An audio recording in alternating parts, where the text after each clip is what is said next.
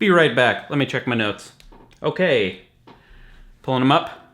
Guys, I have been quitting refined sugar the past 3 weeks or so. There was this study that came out. I don't know if you heard about the study about the sugar industry paying Harvard scientists to cover up their findings that sugar is bad for you and emphasize that cholesterol and fat were bad for you.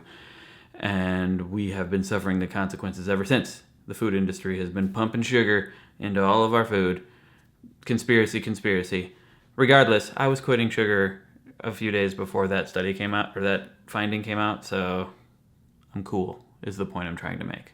I did it before it was cool, which makes me super cool. I've mentioned that I'm going to try to quit alcohol and coffee and refined sugar. Past 3 days I've been trying to quit coffee as well, and I have been quitting coffee, and I'm going to talk about that later. And the reason I'm doing all this is because I want to have more energy. When you get older, you get the sleepies, apparently, and I'm trying to fight that, and it's working. I think it's working. I'm trying to get better sleep. And quitting all this stuff is helping me get better sleep, losing weight, exercising, trying to just get more energy throughout the day so that I can be productive, so that I can make things for you. There's some things that I learned about sugar that I didn't know before, or about myself that I didn't know before until quitting sugar.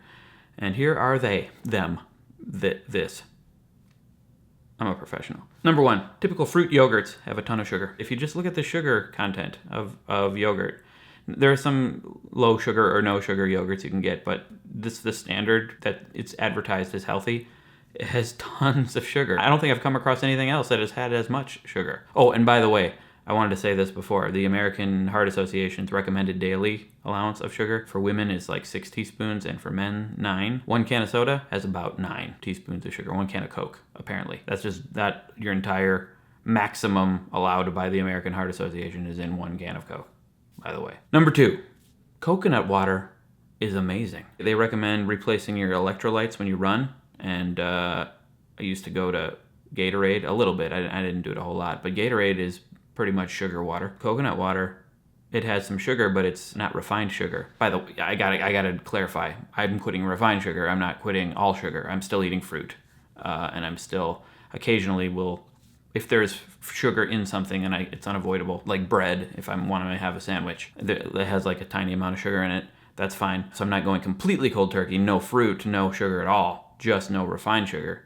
which is still pretty hard to do. I used to be addicted to chocolate. But anyway, coconut water has some sugar, but it's natural sugar, and it has tons of electrolytes, and it's delicious. And now I'm addicted to coconut water. That's probably going to be bad. Anyway, 3, quitting sugar is way better than being burned alive. I made this comparison for sleep, the sleep video. It also holds true for quitting sugar. Although on the spectrum of sleep and being burned alive, sugar is like more over. It's closer. It's edging over towards the burned alive. Not halfway there yet. There's still plenty of bad things. I've never been burned alive, so I guess I can't say for sure. You know, I've seen it in movies, and I've been burned before, and it doesn't feel good. So I'm pretty sure it's terrible. If given the choice, choose to quit sugar. 4, I guess I kind of knew this already, but really hit home when quitting sugar that my cravings for sugar were really about 2 things: my emotional state and ritual. Basically, like if I felt tired or if I felt low energy or down, I guess I'm calling those emotions, I would crave sugar. Ritual is probably the worst thing. I finish a meal, then it's like, okay, it's dessert time. Give me the chocolates, because that's what you do. It's like if I don't do that, now when I eat a meal and I don't have dessert, that's what I'm doing, and it feels weird. It feels like you're watching the first 2 acts of a movie, and it's like, okay, I had my meal. Now where's my dessert? How does this end? But then you just have to say nope. So you have to walk out of a movie, basically. But it shouldn't be that way. Why does it have to be a ritual? And especially when your body doesn't need that sugar. So I'm just learning to deal with that. Next on the list, I learned that when I was hungry before, I often wasn't really hungry. I was just craving sugar. I don't get as hungry now. Often when you feel hungry and you feel low and like low energy, you might get the shakes.